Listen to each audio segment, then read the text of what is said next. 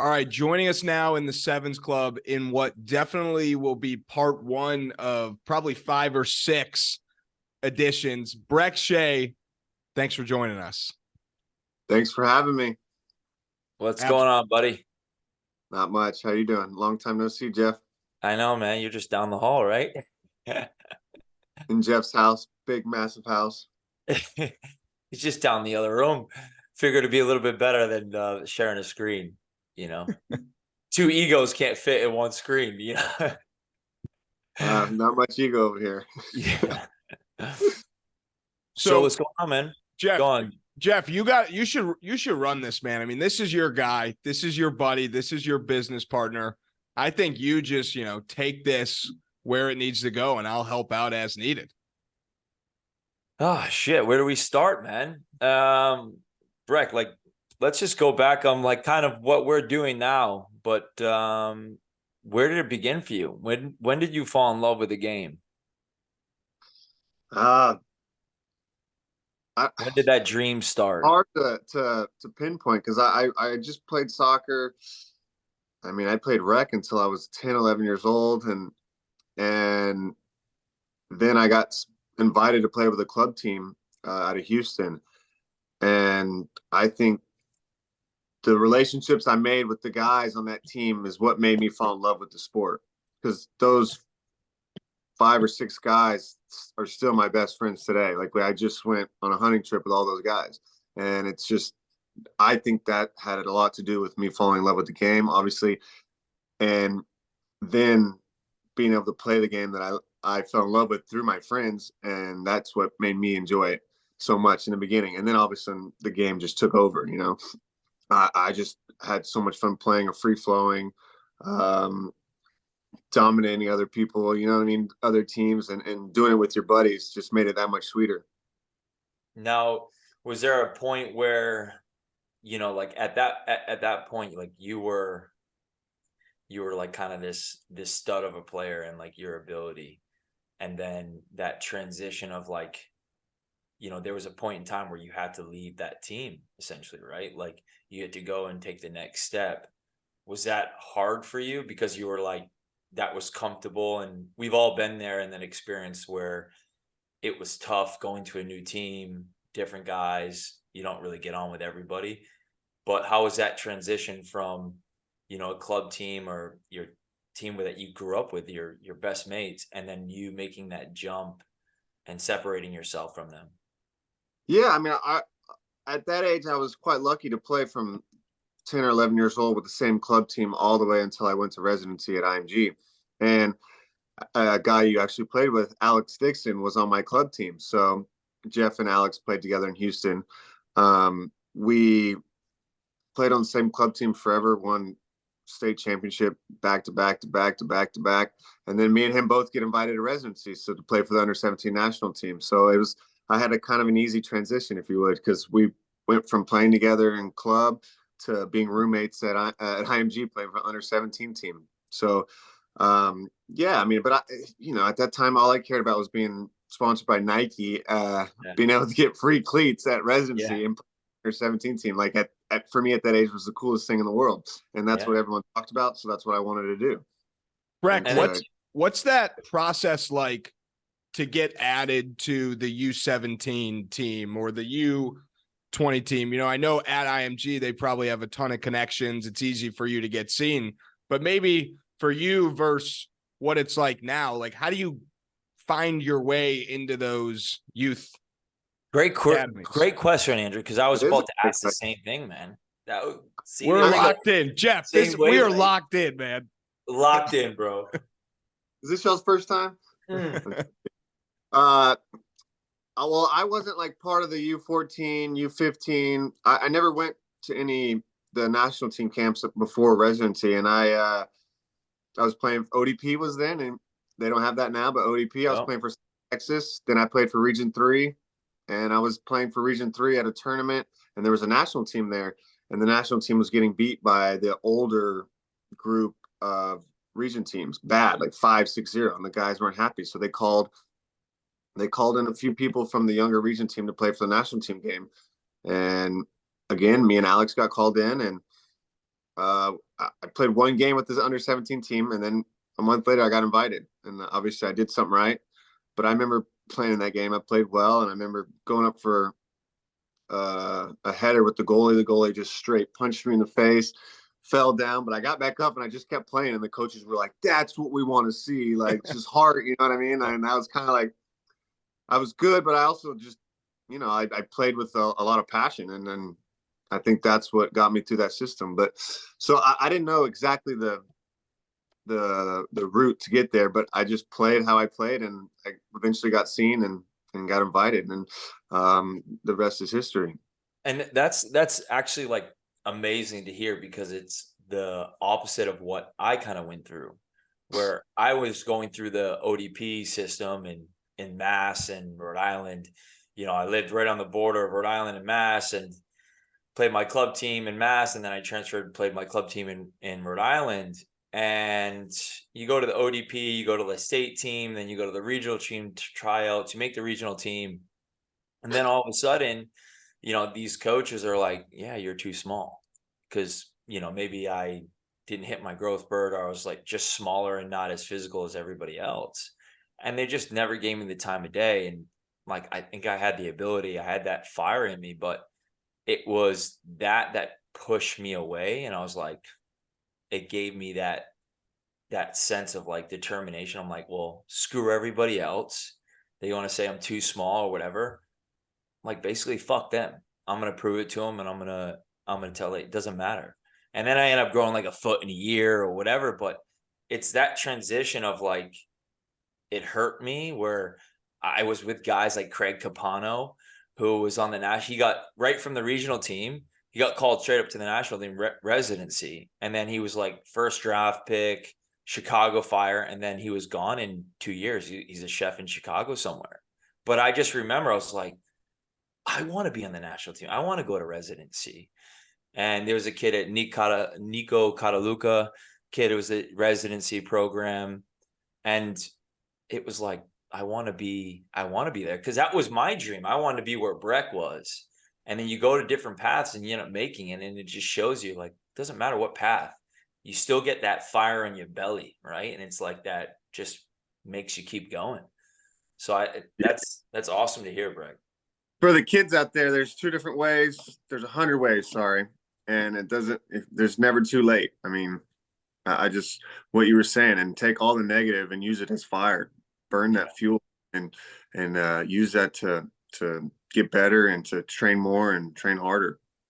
Yeah. Tell the people that say you can't do it a big exactly. Exactly.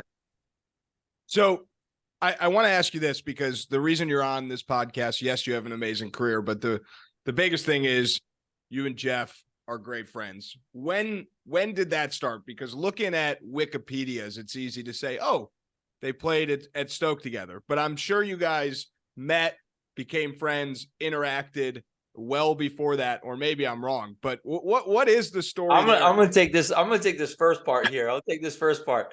I see we're at this MLS combine, like it's the top 50 players in the US. They go down for this tryout, and every MLS team is there, every USL team is there. And Brek's this like, tall, blonde-haired guy. It's like a stallion, just walking up. Like, he's supposed to be a top draft pick, and like, he's first choice for everybody.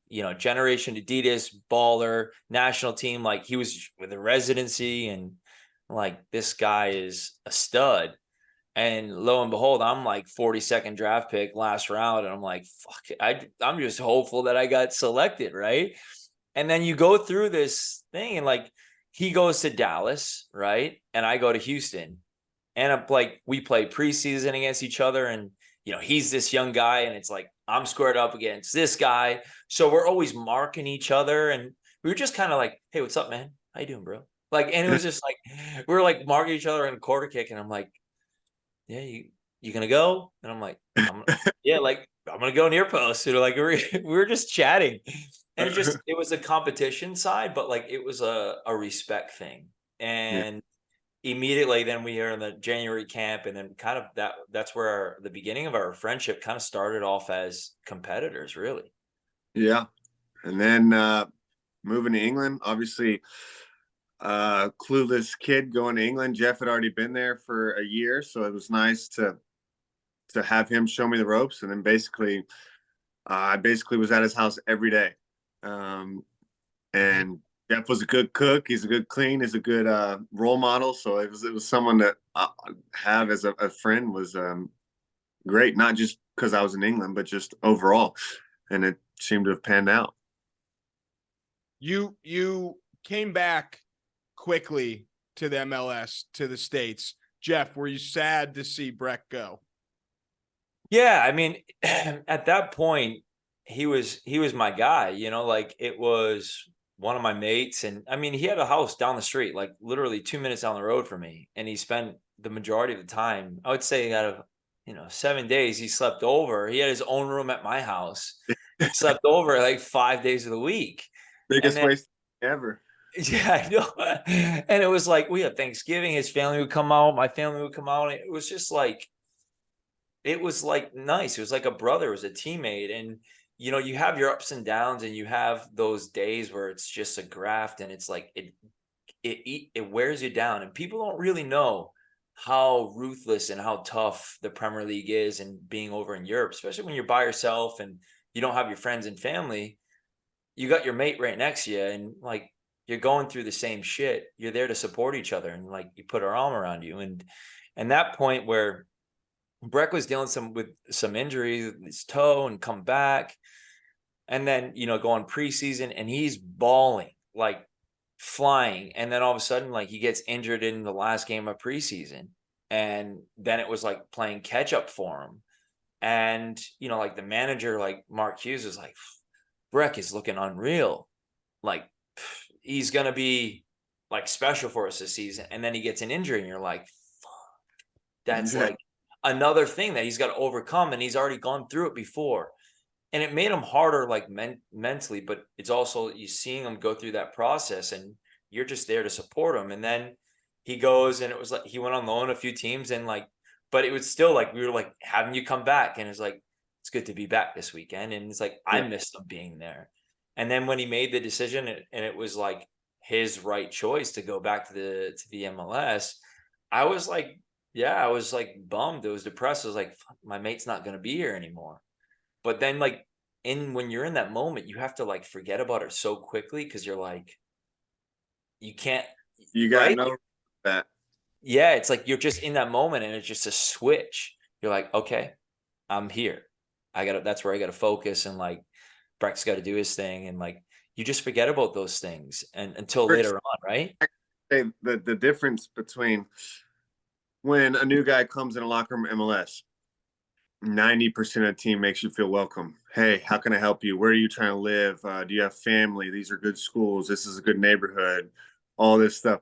When I showed up my first day in England, walk around, you shake hands, everyone MLS every morning, shake hands. I went to shake hands. Nobody gives me the time of day. Doesn't say hi, doesn't shake my hand. Nobody looks at me. And I'm thinking, okay, first day, I'm the new guy, whatever, give me a hard time.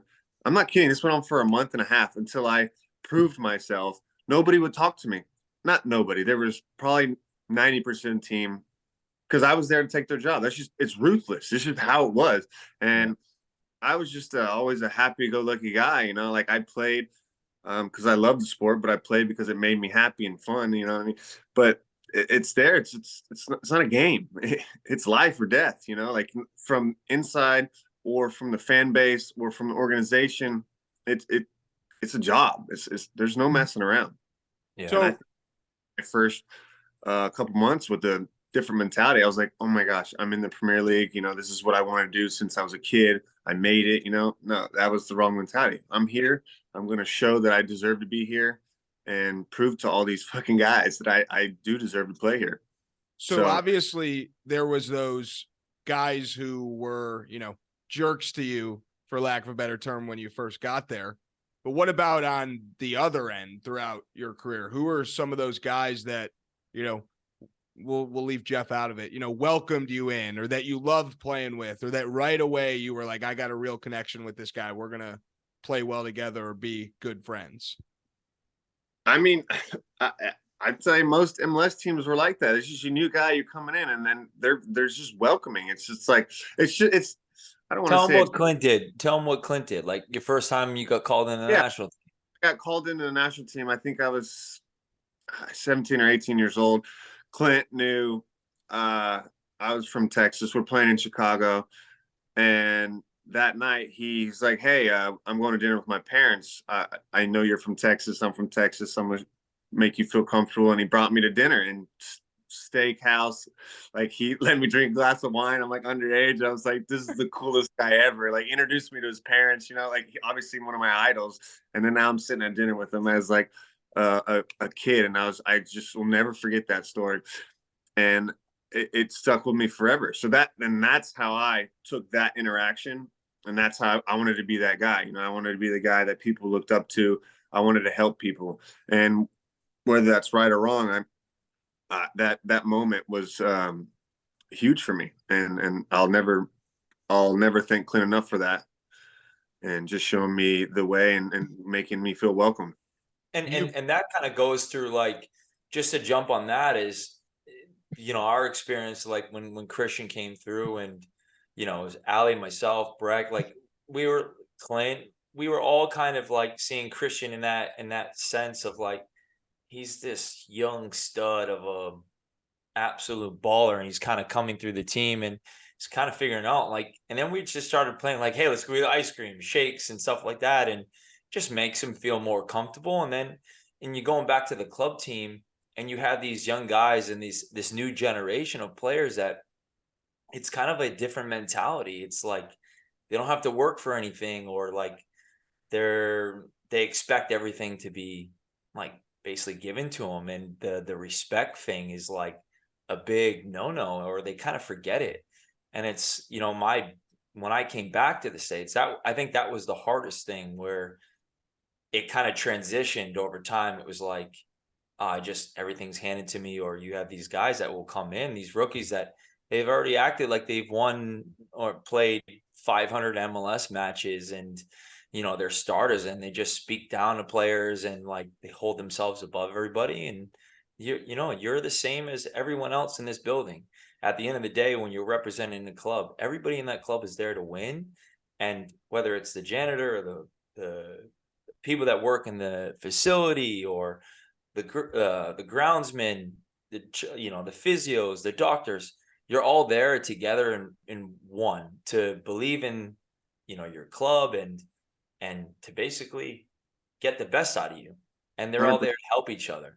And it's kind of like you treat everybody with respect. And that's kind of what was missing a little bit more towards the end, that I saw. That was like, some people needed to be in check, essentially. Yeah, I'll tell you, when I was a rookie, I got drafted when I was 17. So I was a rookie for 3 years, because there's college guys coming in that are older than me. So I had to do whatever they did every year. My rookie year, the guys made me, I had to write a book report because I didn't go to college. I can't, Where the Red Fern Grows. I had to write a book report on that. Actually, a great book. I had to do, in a jock strap in Dallas preseason, I had to do an obstacle course. It's 25 degrees. I had to sing every time there was a team dinner. I had to sing every time there was equipment to take out or bring back in. Every day for 3 years, I had to bring it out and bring it in. I did it. I was smiling. I enjoyed that. That was me earning my way in, earning everyone's respect, and that's just how it is.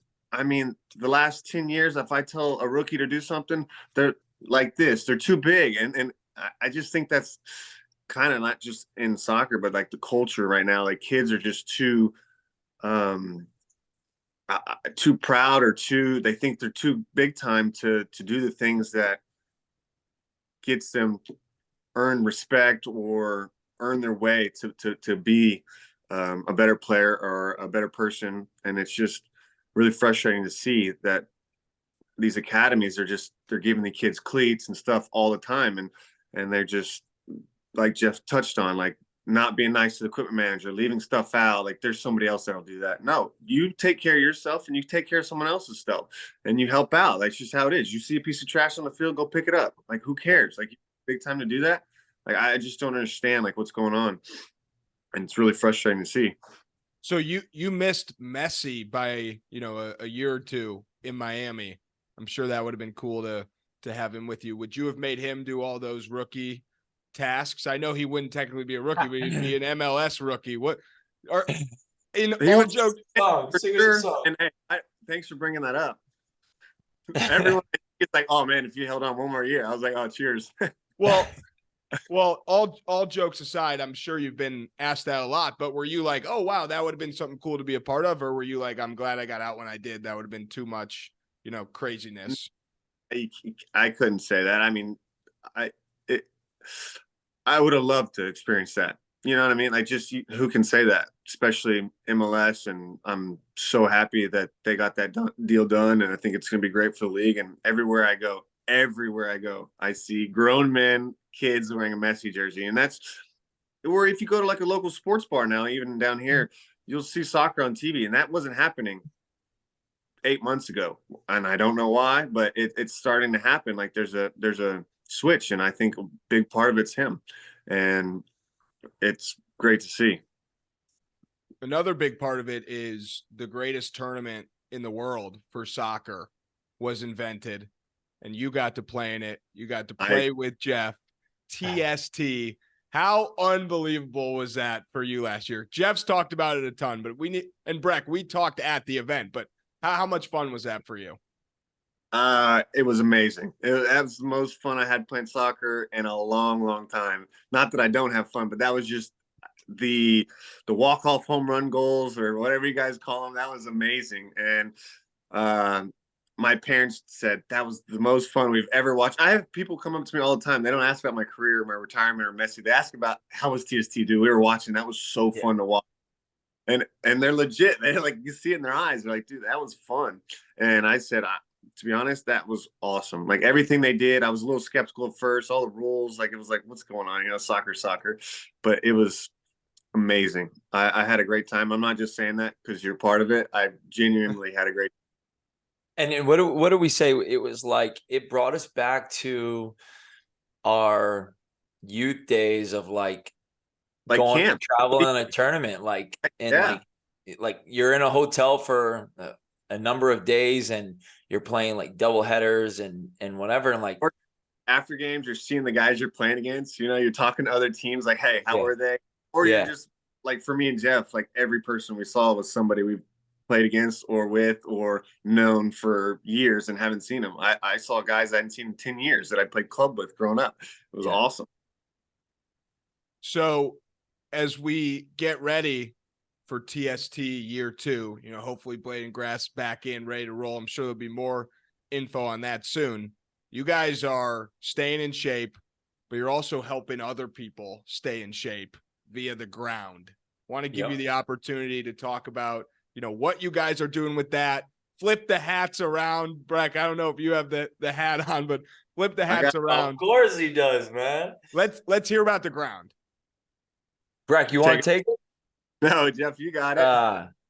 Basically, we're facilitators, man. We've realized that with our experiences and what we've gone through in our youth development to professional development and traveling the world and playing the national team and whatever, and we've basically just kind of taking our experiences and kind of put it together. And our goal is to be facilitators for players, and the players are assets to clubs, and it's time to invest in yourself. And players in the off season, players during season that want to get extra work. And you look at all these other sports, and look at Messi, look at Ronaldo.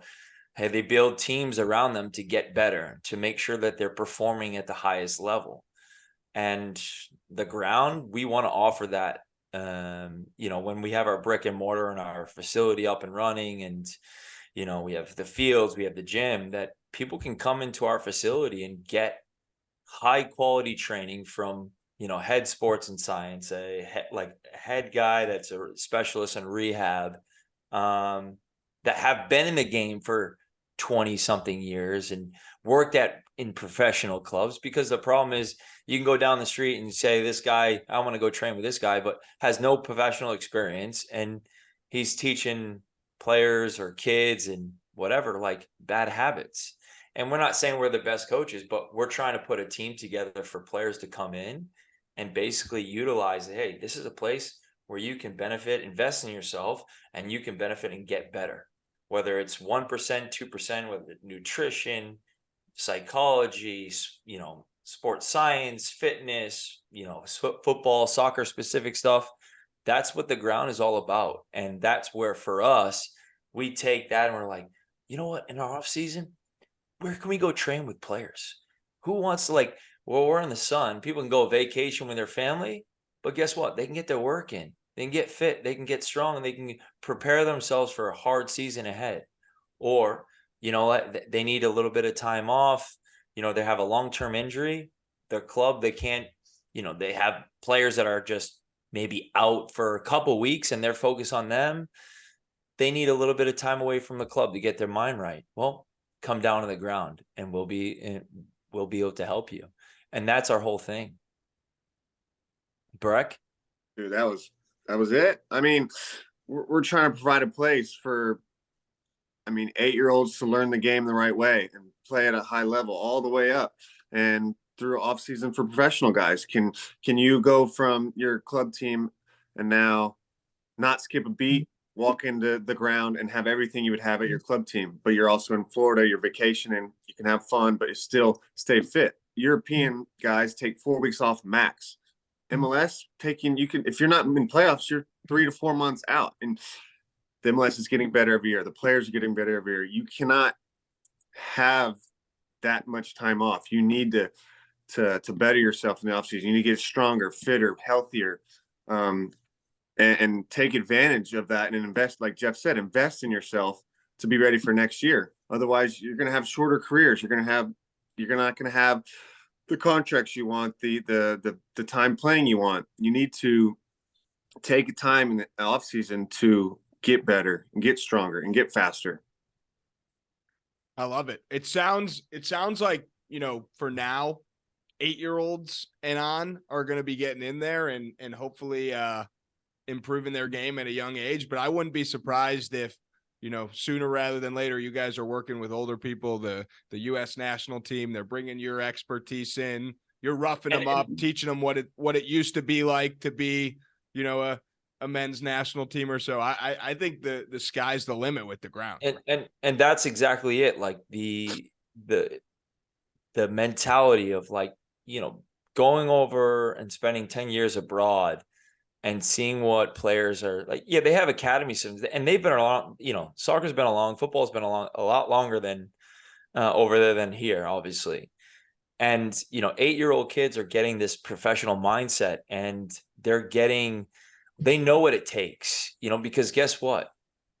There's another person right behind him that's wanting to take his position or take her position. It doesn't matter. There's just a conveyor belt of players. And we have a lot of players in the US in the system that just kind of fall through the cracks. So if these academy systems, they'll take them and then they'll cut them. And then these players don't know where to go. They don't know what to do. There's no blueprint. And Europe, they'll just go to another club, a professional environment. And it's that mindset. Can we get these 8-year-olds and get their mindset of like, hey, what is it like to come into a professional environment? You come in, it's time to work. It's hard work. You got to have discipline. You got to have the dedication. You got to have the desire. You got to dream most of all. And then it's the ability to bring in, with our facility, what we have, the pitches and everything, when it's all said and done, we'll be able to bring in and host teams to come through our facility that want to use our place for their off-season training or preseason training. And then what's the best part is, with our members, that we'll be able to see actual professional players and witness them training. And that's just a little piece of that, you know, giving that awareness. And it might spark these kids to go, that's the level that I need to get at. That's the discipline. That's like making sure I'm doing everything right. It's up to you. You decide what you want to do, right? You decide if you want to be a top professional, or you dedicate yourself. Are you doing everything right? When you come home from training, are you hydrating? It's those little things that make or break you, and you're giving yourself a better foundation. And that's what the ground is all about. We want to be facilitators for all players, for academies. And that's the one thing. We are not an academy. We're not a football club. We are facilitators for everyone. And it's a place for players to come in and invest in themselves and get better. Brek. From individually to groups to teams, like we can help. Like Geoff said, we're not coaches, but we know what it takes to make it. We've seen what it takes to stay there, and we can provide you and give you examples and try and implement the values on and off the field that will help you be the best of your ability when you do get an opportunity and you can prove yourself. Brek, before we get you out of here, I have a couple rapid fire questions. Oh, I like these. And Geoff, I actually want you to answer them too. Oh, okay. I didn't know I was getting thrown under the bus here. Super rapid fire. You'll know what I mean when you hear the You got to kill one, marry one. No, we're not doing that one. Me, no. Geoff, Stephen Ireland. No. So we got two of the most cut in shape guys I've ever talked to on this podcast. All right. Between Geoff and Brek. Are we doing an ab off? Or? You're not doing an ab off. Yeah. What's the cheat meal look like? Brek, you first. Pepperoni, banana pepper pizza. Ooh. The whole thing. The whole thing. Thing. I would say just a homemade batch of chocolate chip cookies. Ooh. Wow. I could eat them. It's like, I'll give you, and you give me half of that. Deal. Deal. That's why we're the zing and the yang, bro. All right, next one. You're driving, 5 hours in Florida. You have a 5-hour road trip. You're stopping at the gas station. What's your road trip drink you're getting, and what's your road trip snack? I don't really buy much snacks from the gas station, but I do get I like a bubbly water, so maybe like a Perrier or something. I would say I agree with Brek. I don't really get snacks from gas stations because I'm pretty with the nutrition stuff. I would have already, with my OCD, and I would have already prepared for it.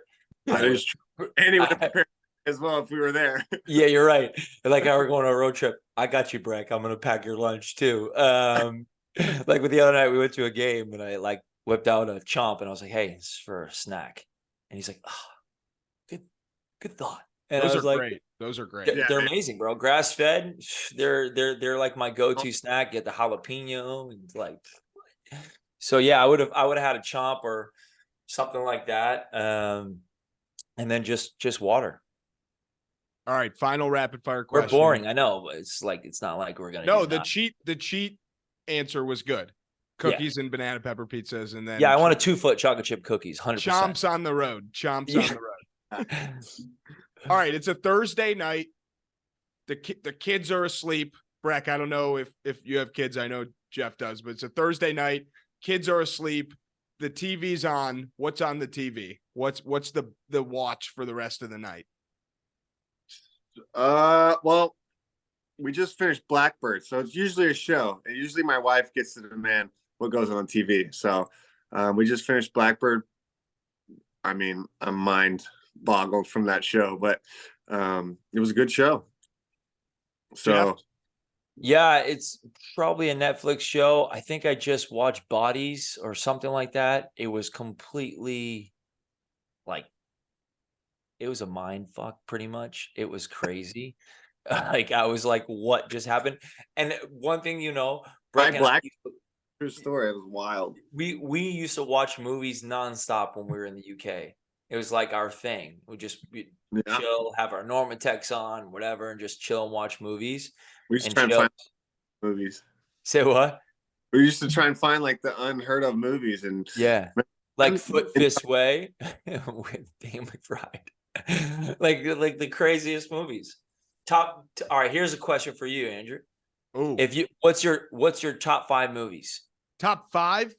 Or just give me one of your top 10 movies. All right, I'll give you 2 of my favorites. Oh, okay. Here you go. 2. Love Wolf of Wall Street. Hilarious. Okay. Not sure why there's balloons popping up while I say it, but I love Wolf of Wall Street, and I love The Dark Knight. Those are 2 of my favorites. Ooh. Those are great. Yeah. Yeah. Oh, you want me to go? Yeah. So I'm gonna go old school. Shawshank Redemption. Love it. Wow. I know. Gladiator. Wow. I was gonna say Gladiator and The Mask. Ooh. With Jim Carrey. Yes. And then I would say Tropic. You got to add Tropic Thunder on there. Welcome to the goodie room. Smack Tropic it up, flip it, Thunder's rub it down. So what? Tropic Thunder's great. Good. Bro, the one-liners in that thing. It wouldn't be allowed to be made now. Okay, it's too offensive for people. It hurt people's feelings. But that shit is hilarious, man. Yeah. It's good. You couldn't now. Nah. But that's what we are, man. This is it. This is what you get for Brek and I. We just chat shit. We love what we do, and we're trying to change the game in the States. I love it. Well, Brek, thanks for joining us in the Sevens Club. As we mentioned at the beginning, the first of many appearances. And he's kind of a true seven, though. He's kind of a true seven. He's a winger, you know. But he thought he had my number. He thought he had my number. We might have to make like a Sevens Club set, like the top 7. We'll put like a graphic out there with the positions of the people that we've had on. We'll put Ocho Cinco in there. You know, we'll put together the team of the guests we've had. That would be dope. That would be dope. Sweet, man. Well, thanks for joining us, Brek. I appreciate it. Now you can come out of your room. Join me over here. Oh, thanks, Dad. I appreciate you guys having me on, man. It was fun.